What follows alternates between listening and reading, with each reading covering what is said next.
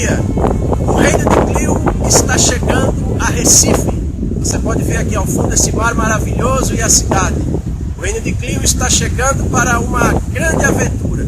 Nós vamos percorrer igrejas, lugares históricos, vamos conhecer Recife, suas igrejas, como eu já falei, seus museus, para apresentar tudo para você no Reino de Clio. Vamos começar agora a aventura. Vamos lá, vamos com a gente. Vamos para o Reino de Clio conhecer Recife. A região onde hoje fica a cidade de Recife, capital dos pernambucanos, era ocupada por volta do ano 1000 pelos índios tapuias, que nessa época foram expulsos pelos índios tupis vindos da Amazônia. Quando os portugueses chegaram, os habitantes eram os índios caetés, de origem tupi. Entretanto, há registros de que os portugueses não foram os primeiros europeus a chegar à região. O primeiro teria sido o espanhol Vicente Yáñez Pinzón, que se afastou da linha do Equador por conta de uma tempestade e aportou na área da atual cidade de Cabo de Santo Agostinho, na Praia das Calhetas, ou na enseada de Suape, um pouco mais à frente. Pinzón não reivindicou a descoberta do Brasil, porque sabia que onde estava era a parte que cabia a Portugal nos termos do Tratado de Tordesilhas. A data de fundação da cidade, conforme celebrada, é 12 de março de 1537, ano em que a Carta de Direitos Feudais de Olinda, emitida por Duarte Coelho, menciona a existência de um povoamento de mareantes e pescadores, denominado Arrecife dos Navios. Durante décadas, o local cresceu lentamente à sombra de Olinda, onde morava a elite, e em função do porto, que foi motivo para a fortificação do povoado em defesa contra eventuais ataques de piratas.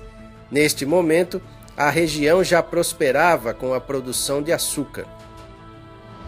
Essas fortificações, no entanto, não impediram que o corsário inglês James Lancaster, sabedor das riquezas do local, invadisse o porto de Recife em 1595, realizando um saque astronômico em riquezas compostas de açúcar, pau-brasil, algodão e outras mercadorias valiosas que foram levadas para a Inglaterra.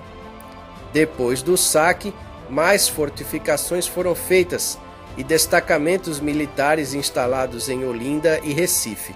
Contudo, isso também não foi capaz de evitar, 35 anos depois, a invasão holandesa ao Brasil.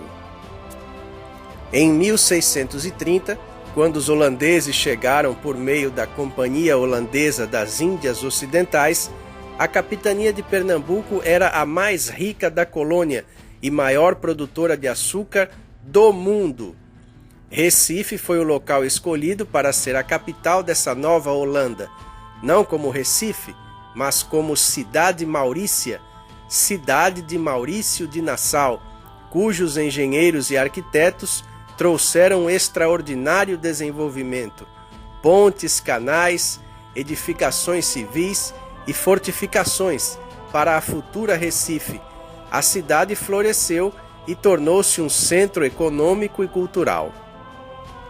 Após a partida de Nassau, quando os holandeses tentaram intensificar a exploração, os descontentes se uniram na insurreição pernambucana, iniciada em 1645 e que terminou com a expulsão dos holandeses em 1654, após a Segunda Batalha dos Guararapes.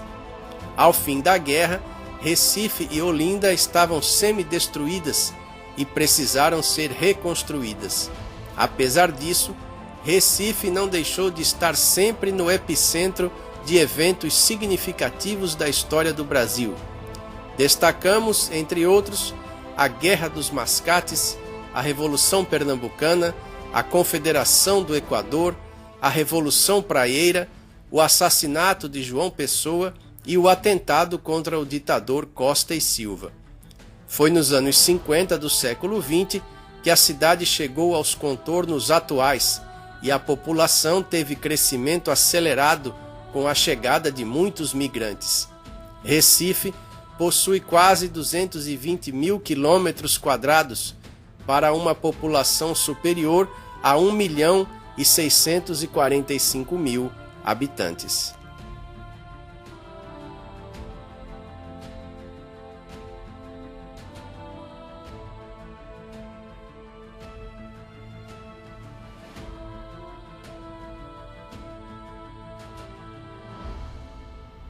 Nossa primeira parada na cidade de Recife, quase ao lado do Marco Zero, é o Museu Cais do Sertão, que foi instalado onde ficava o antigo Armazém 10 do Porto.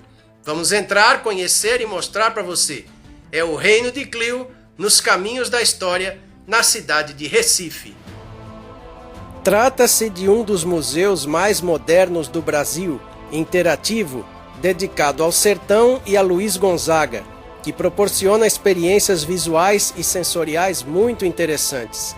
O espaço muito amplo, cortado por um riacho artificial que representa o Rio São Francisco, apresenta ainda um grande número de objetos que ocupam o piso, as paredes e até o teto, trazendo ao olhar extasiado uma belíssima e ampla representação da pujança cultural e humana do sertão.